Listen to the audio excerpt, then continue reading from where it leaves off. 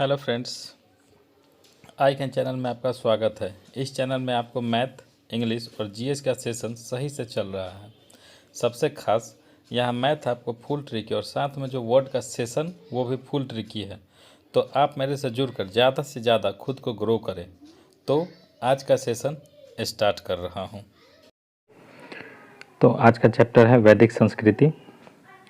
मैं इसमें आप लोगों को चारों ऑप्शन देकर क्वेश्चन को पूरा करूंगा, जिससे आप इसे ऑडियो और वीडियो दोनों फॉर्मेट में यूज कर सकते हैं। आप चाहे तो इसे चलाकर अपने पॉकेट में रख कर भी रिवीजन कर सकते हैं, क्योंकि मैं इसमें चारों ऑप्शन दूंगा, जिससे आप सही उस ऑप्शन का चयन जो है आसानी से कर सकते हैं।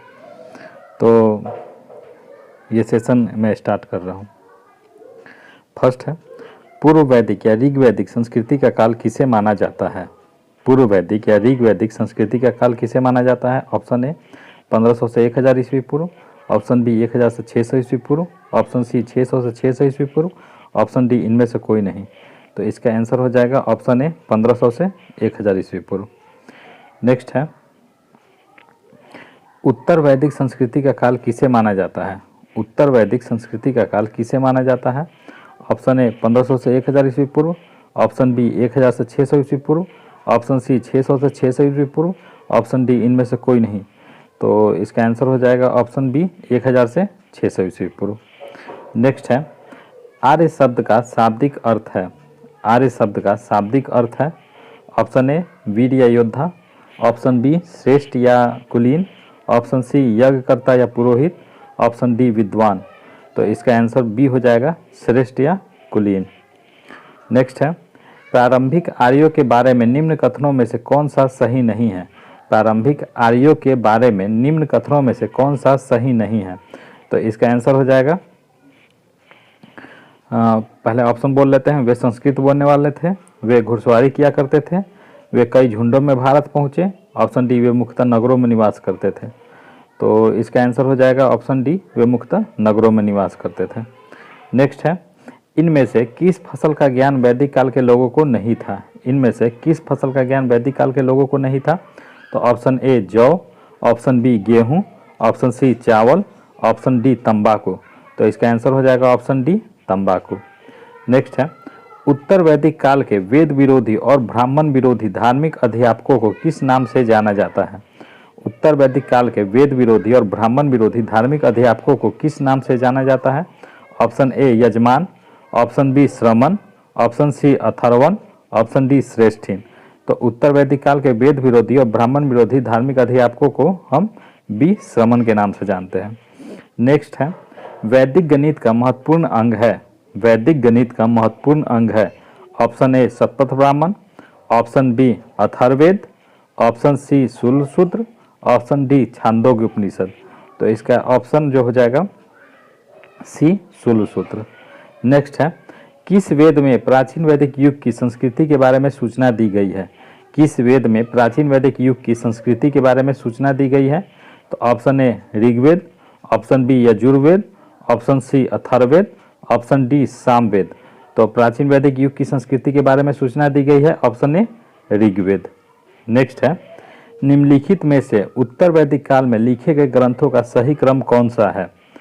ए वेद, ब्राह्मण, अरण्यक और उपनिषद, बी वेद, उपनिषद, ब्राह्मण और अरण्यक, ऑप्शन सी उपनिषद, वेद, ब्राह्मण और अरण्यक, ऑप्शन डी वेद, अरण्यक, ब्राह्मण, उपनिषद। तो इसका आंसर ए हो जाएगा वेद, ब्राह्मण, अरण्यक और उपनिषद। ठीक है। नेक्स्ट, वेदों की संख्या कितनी है? वेदों की संख्या कितनी है? Option A 2, B 3, C 4, D 5। तो आंसर हो जाएगा सी 4। नेक्स्ट है, कौन से 3 वेद संयुक्त रूप से त्रय या वेद त्रय कहलाते हैं? कौन से 3 वेद संयुक्त रूप से त्रय या वेद त्रय कहलाते हैं? तो ए ऋग्वेद, यजुर्वेद, सामवेद, बी ऋग्वेद, यजुर्वेद, अथर्ववेद, सी ऋग्वेद, सामवेद, अथर्ववेद, डी यजुर्वेद, सामवेद और अथर्ववेद। तो इसका आंसर ए हो जाएगा ऋग्वेद, यजुर्वेद और सामवेद। नेक्स्ट है, भारत के राज चिन्ह में प्रयुक्त होने वाले शब्द सत्यमेव जयते किस उपनिषद से लिया गया है? भारत के राज चिन्ह में प्रयुक्त होने वाले शब्द सत्यमेव जयते किस उपनिषद से लिया गया है? ए मुंडकोपनिषद, बी कठोपनिषद, सी ईश उपनिषद, डी बृहदारण्य उपनिषद। तो इसका आंसर ए हो जाएगा मुंडकोपनिषद। नेक्स्ट है, ऋग वैदिक आर्यों का मुख्य व्यवसाय क्या था? ऋग वैदिक आर्यों का मुख्य व्यवसाय क्या था? ऑप्शन ए कृषि, ऑप्शन बी पशुपालन, ऑप्शन सी शिक्षा, ऑप्शन डी व्यवसाय। तो ऋग वैदिक आर्यों का मुख्य व्यवसाय जो हो जाएगा वो हो जाएगा पशुपालन। ठीक है। हड़प्पा सभ्यता का मुख्य व्यवसाय क्या था? तो व्यापार। ऋग वैदिक आर्यों का मुख्य व्यवसाय पशुपालन, और उत्तर वैदिक का मुख्य व्यवसाय पूछे तो वो हो जाएगा कृषि। नेक्स्ट है, भारतीय संगीत का आदि ग्रंथ कहा जाता है? भारतीय संगीत का आदि ग्रंथ कहा जाता है ए ऋग्वेद, बी उपनिषद, सी यजुर्वेद, डी सामवेद। तो भारतीय संगीत का आदि ग्रंथ कहा जाता है ऑप्शन डी सामवेद को। नेक्स्ट है, प्रथम विधि निर्माता कौन है? प्रथम विधि निर्माता कौन है? ए मनु, बी चाणक्य, सी चंद्रगुप्त, डी सेल्यूकस। तो इसका आंसर हो जाएगा ए मनु। नेक्स्ट है, कृष्ण भक्ति का प्रथम और प्रधान ग्रंथ है? कृष्ण भक्ति का प्रथम और प्रधान ग्रंथ है ए महाभारत, बी श्रीमद् भागवत गीता, सी गीत गोविंद, डी इनमें से कोई नहीं। तो इसका आंसर हो जाएगा बी श्रीमद् भागवत गीता। नेक्स्ट है, ऋग्वेद में संपत्ति का प्रमुख रूप क्या है? ऋग्वेद में संपत्ति का प्रमुख रूप क्या है? ए गोधन, बी भूमि, सी ए एवं बी दोनों, डी इनमें से कोई नहीं। तो इसका आंसर ए हो जाएगा गोधन। नेक्स्ट है, ऋग्वेद के किस मंडल में शूद्र का उल्लेख पहली बार मिलता है? ऋग्वेद के किस मंडल में शूद्र का उल्लेख पहली बार मिलता है? तो शूद्र का उल्लेख मिलता है ए 7वें मंडल में, बी 8वें मंडल में, सी 9वें मंडल में, डी 10वें मंडल में। तो ऑप्शन डी हो जाएगा 10वें मंडल में। नेक्स्ट है, पुराणों की संख्या कितनी है? पुराणों की संख्या कितनी है? ए 18, बी 19, सी 20, डी 21। तो पुराणों की संख्या जो है ऑप्शन ए 18। नेक्स्ट है, वैदिक धर्म का मुख्य लक्षण इनमें से किसकी उपासना था? वैदिक धर्म का मुख्य लक्षण इनमें से किसकी उपासना था? तो ऑप्शन ए प्रकृति, option B Pashupati, option C देवी माता, ऑप्शन डी त्रिमूर्ति। तो वैदिक धर्म का मुख्य लक्षण जो है वो प्रकृति की उपासना था। नेक्स्ट है, किस देवता के लिए ऋग्वेद में पुरंदर शब्द का प्रयोग किया गया है? ए इंद्र, बी अग्नि, सी वरुण, डी सोम। तो पुरंदर शब्द का प्रयोग जो है वो इंद्र के लिए किया गया है। ठीक है, इंद्र के लिए किया गया है। नेक्स्ट है, शूल सूत्र किस विषय से संबंधित पुस्तक है? शूल सूत्र किस विषय से संबंधित पुस्तक है? ए ज्यामिति, बी ज्योतिष, सी गणित, डी खगोल। तो कहीं ज्यामिति दिए रहेगा और कहीं गणित दिए रहेगा। तो शूल सूत्र जो है किस विषय से संबंधित है? तो ज्यामिति से।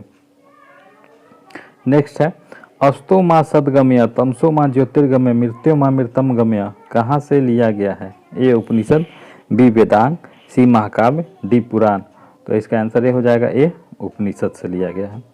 नेक्स्ट, आर्य भारत में बाहर से आए और सर्वप्रथम बसे थे? ए सामा तट में, बी प्राग्ञ ज्योतिष में, सी पंजाब में, डी पंचाल में। तो ऑप्शन सी हो जाएगा पंजाब में। और यही पूछे कि आर्य भारत में कहाँ से आए? तो मध्य एशिया से। ठीक है, और कहाँ आकर बसे? तो पंजाब में। नेक्स्ट है, मिलान करना है। ऋग्वेद वेद और यज्ञ करता। ठीक है, तो ऋग्वेद का हो जाएगा होताहोत्री, यजुर्वेद अधर्वयु, सामवेद उदाता उदात्री, अथर्ववेद ब्रह्मा। तो सामने सामने है तो देखेंगे, यानी ऑप्शन ए हो जाएगा, ए का 1, बी का 2, सी का 3, डी का 4। नेक्स्ट है, वेदों को अपौरुषेय क्यों कहा गया है? वेदों को अपौरुषेय क्यों कहा गया है? तो ऑप्शन ए क्योंकि वेदों की रचना देवताओं द्वारा की गई है, बी क्योंकि वेदों की रचना पुरुषों द्वारा की गई है, सी क्योंकि वेदों की रचना ऋषियों द्वारा की गई है, डी इनमें से कोई नहीं। तो इसका आंसर फर्स्ट हो जाएगा ए, क्योंकि वेदों की रचना देवताओं द्वारा की गई है। नेक्स्ट है, वैशेषिक दर्शन के प्रतिपादक है। वैशेषिक दर्शन के प्रतिपादक है ए कपिल, बी अक्षपाद गौतम, सी उलूकनाद, डी पतंजलि। तो वैशेषिक दर्शन के प्रतिपादक है सी उलूकनाद। नेक्स्ट है, मीमांसा या पूर्व मीमांसा दर्शन के प्रतिपादक है मीमांसा या पूर्व मीमांसा दर्शन के प्रतिपादक है? ए जैमिनी, बी बादरायन, सी कपिल, डी गौतम। तो मीमांसा या पूर्व मीमांसा का जो है वो ऑप्शन है जैमिनी। नेक्स्ट है वेदांत या उत्तर मीमांसा दर्शन के प्रतिपादक है? वेदांत या उत्तर मीमांसा दर्शन के प्रतिपादक है? ए जैमिनी, बी बादरायन, सी बुद्ध, डी महावीर। तो वेदांत या उत्तर मीमांसा के प्रतिपादक बी बादरायन।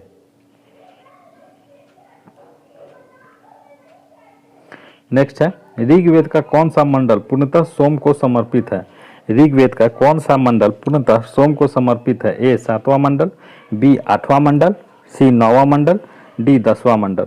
तो ऋग्वेद का 9वां मंडल पूर्णतः सोम को समर्पित है।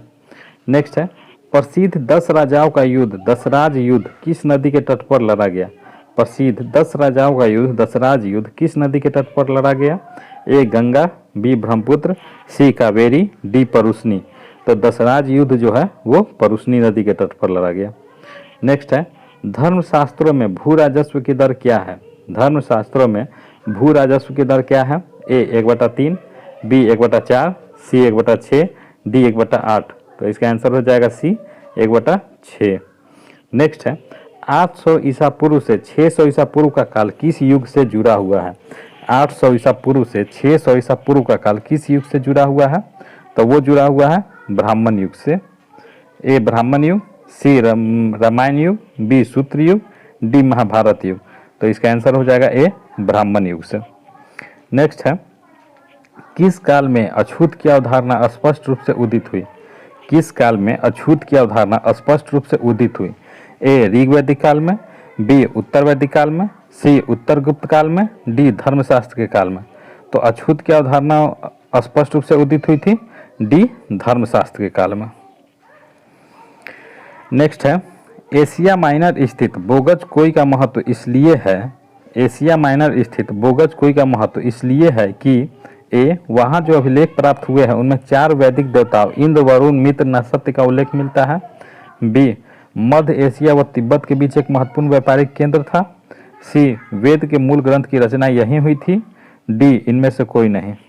तो इसका ऑप्शन ए हो जाएगा वहाँ जो अभिलेख प्राप्त हुए उनमें 4 वैदिक देवताओं इंद्र, वरुण, मित्र, नक्षत्र का उल्लेख मिलता है।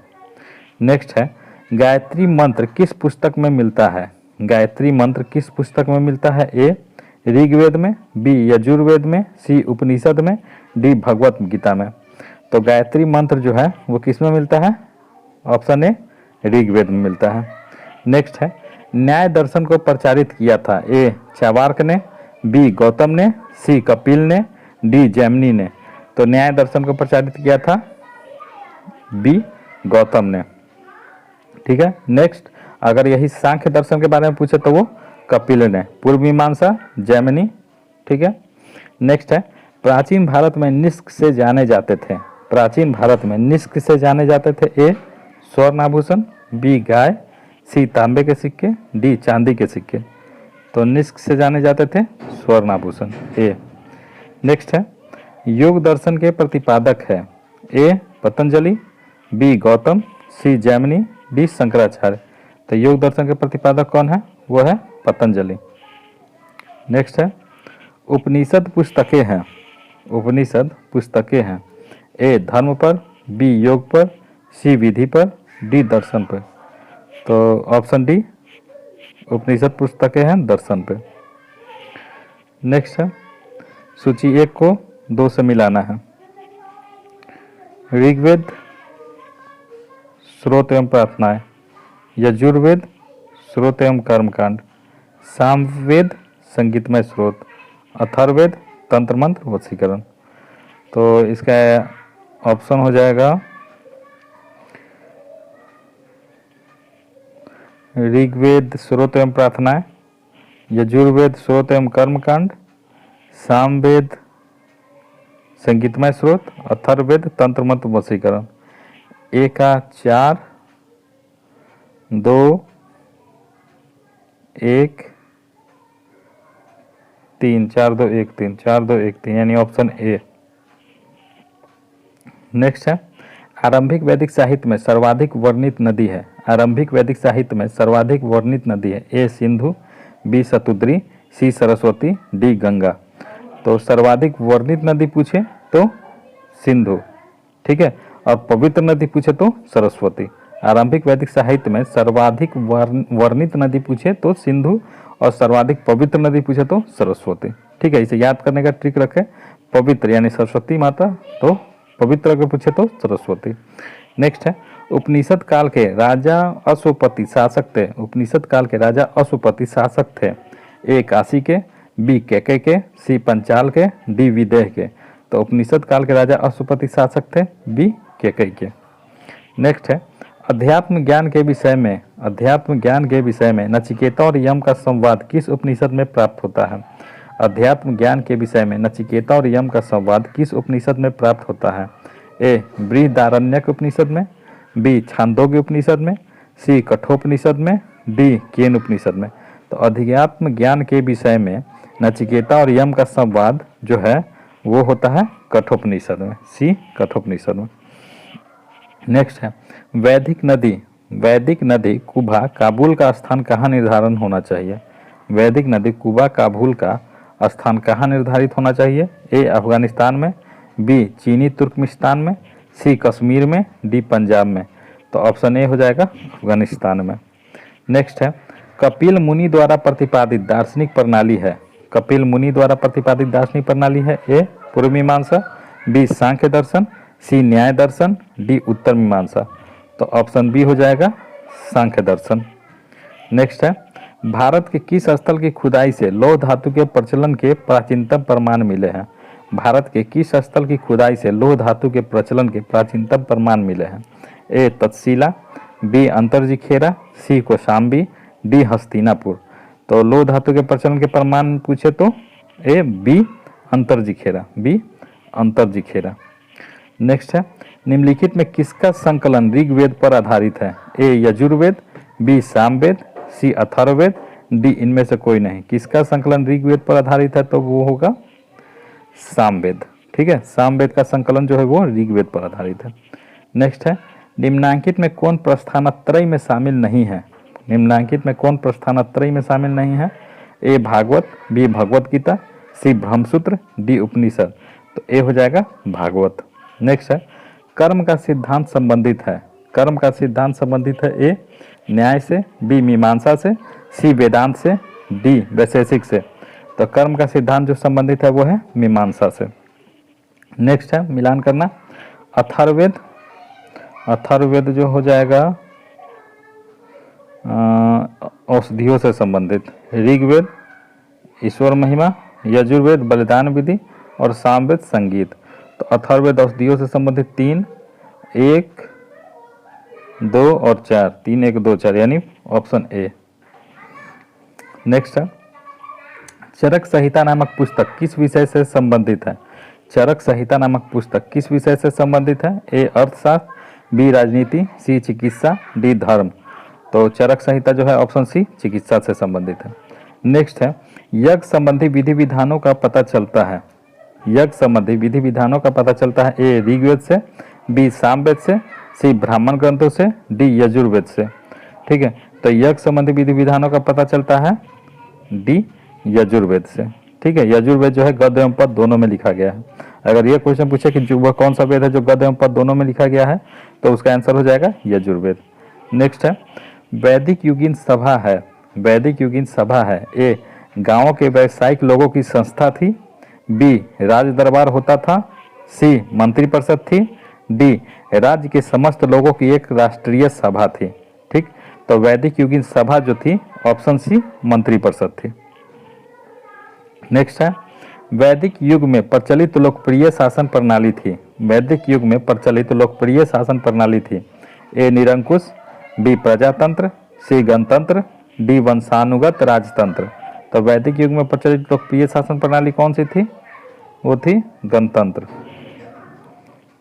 नेक्स्ट, सबसे प्राचीन वेद कौन सा है। सबसे प्राचीन वेद कौन सा है। ए ऋग्वेद, बी यजुर्वेद, सी सामवेद, डी अथर्ववेद। तो सबसे प्राचीन वेद हो जाएगा वो ऋग्वेद, ठीक है। नेक्स्ट है, निम्नलिखित में से कौन भारतीय दर्शन की आरंभिक विचारधारा है। निम्नलिखित में से कौन भारतीय दर्शन की आरंभिक विचारधारा है। ए सांख्य, बी वैशेषिक, सी मीमांसा, डी योग। तो ऑप्शन ए हो जाएगा सांख्य। नेक्स्ट है सांख्य, योग, न्याय, वैशेषिक, मीमांसा एवं वेदांत इन 6 भिन्न भारतीय दर्शनों के स्पष्ट रूप से अभिव्यक्ति हुई है। सांख्य, योग, न्याय, वैशेषिक, मीमांसा एवं वेदांत इन 6 भिन्न भारतीय दर्शनों की स्पष्ट रूप से अभिव्यक्ति हुई है। ए वैदिक युग में, बी गुप्त युग में, सी कुषाण युग में, डी मौर्य युग में। तो इसका आंसर हो जाएगा ए वैदिक युग में। नेक्स्ट है निम्नलिखित में वह दस्तकारी कौन सी है जो आर्यों द्वारा व्यवहार में नहीं लाई गई। ए मृदभांड, बी आभूषण, सी बढ़ईगिरी, डी लोहारगिरी। तो इसका ऑप्शन डी हो जाएगा लोहारगिरी, क्योंकि उस समय लोहा की खोज नहीं हुई थी। नेक्स्ट है मिलान करना आयुर्वेद, आयुर्वेद का हो जाएगा ऋग्वेद, धनुर्वेद, धनुर्वेद का यजुर्वेद, गंधर्व वेद सामवेद, शिल्प वेद अर्थशास्त्र अथर्ववेद। तो सामने सामने है यानी 1 2 3 4 ऑप्शन ए। नेक्स्ट है ऋग्वेद के किन 6 मंडलों को वंश मंडल या गोत्र मंडल कहा जाता है। ऋग्वेद के किन 6 मंडलों को वंश मंडल या गोत्र मंडल कहा जाता है। ए दूसरे मंडल से 7वें मंडल तक, बी 1वें मंडल से 6ठे मंडल तक, सी तीसरे मंडल से 8वें मंडल तक, डी चौथे मंडल से 9वें मंडल तक। तो इसका ऑप्शन ए हो जाएगा दूसरे मंडल से 7वें मंडल तक। नेक्स्ट है किस वेद में जादुई माया और वशीकरण का वर्णन है। किस वेद में जादुई माया और वशीकरण का वर्णन है। ए ऋग्वेद, बी यजुर्वेद, सी सामवेद, डी अथर्ववेद। तो जादुई माया और वशीकरण रहे तो डी अथर्ववेद। नेक्स्ट है आर्य शब्द इंगित करता है, आर्य शब्द इंगित करता है। ए निर्जाति समूह को, बी यायावरी जन को, सी भाषा समूह को, डी श्रेष्ठ वंश को। तो आर्य शब्द इंगित करता है डी श्रेष्ठ वंश को। नेक्स्ट है ऋग्वेद में कुल कितने मंडल है। ऋग्वेद में कुल कितने मंडल है। ए 7, बी 8, सी 9, डी 10। तो इसका आंसर डी हो जाएगा 10। अगर वही सूत पूछे तो 1028 सूत और ऋचाएँ पूछे तो 10,462 ऋचाएँ। समझ गए। तो क्वेश्चन में पहले मतलब ये क्वेश्चन रहे ऋग्वेद में कुल कितने मंडल है तो 10 मंडल है। ऋग्वेद में कुल कितने ऋचाएँ हैं तो 10,462 ऋचाएँ हैं।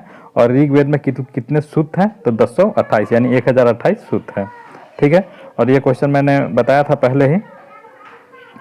आर्य भारत में संभवतः आए। ठीक है। ए यूरोप से, बी मध्य एशिया से, सी पूर्वी एशिया से, डी अन्य क्षेत्रों से। तो भारत में संभवतः आए तो बी मध्य एशिया से और आकर कहाँ बसे तो पंजाब।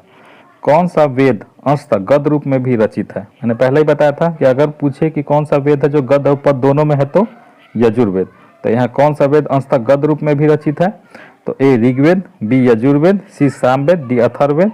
तो इसका आंसर हो जाएगा बी यजुर्वेद। ठीक है। नेक्स्ट है सभा और समिति प्रजापति की 2 पुत्रियां थी। सभा और समिति प्रजापति की 2 पुत्रियां थी का उल्लेख किस वेद में मिलता है। ए ऋग्वेद में, बी यजुर्वेद में, सी सामवेद में, डी अथर्ववेद में। तो इसका आंसर हो जाएगा डी अथर्ववेद में। नेक्स्ट है ऋग्वेद युग की प्राचीनतम संस्था कौन सी थी। ऋग्वैदिक युग की प्राचीनतम संस्था कौन सी थी। ए सभा, बी समिति, सी विदत, डी परिषद। तो ऋग्वैदिक युग की प्राचीनतम संस्था कौन सी थी। Option C विदत। नेक्स्ट है ब्राह्मण ग्रंथों में सर्वाधिक प्राचीन कौन है। ब्राह्मण ग्रंथों में सर्वाधिक प्राचीन कौन है। ए ऐत्रेय ब्राह्मण, बी सतपथ ब्राह्मण, सी गोपथ ब्राह्मण, डी पंचविश ब्राह्मण। तो ऑप्शन बी हो जाएगा सतपथ ब्राह्मण। नेक्स्ट है गोत्र व्यवस्था प्रचलन में कब आई। गोत्र व्यवस्था प्रचलन में कब आई। ऑप्शन ए ऋग्वैदिक काल में, बी उत्तर वैदिक काल में, सी महाकाव्य काल में और डी सूत्र काल में। ऋग्वैदिक गोत्र व्यवस्था प्रचलन में कब आई तो ऑप्शन ए ऋग्वैदिक काल में, बी उत्तर वैदिक काल में, सी महाकाव्य काल में और डी सूत्र काल में। तो इसका आंसर हो जाएगा बी उत्तर वैदिक काल में। ठीक है। उत्तर वैदिक काल का प्रारंभ काल मैंने बताया था। उत्तर वैदिक काल का अगर पूछे तो 1000 से 600 और ऋग्वैदिक काल का 1500 से 1000 ईस्वी। तो आगे का जो है मैं नेक्स्ट वीडियो में कंप्लीट करूंगा। धन्यवाद।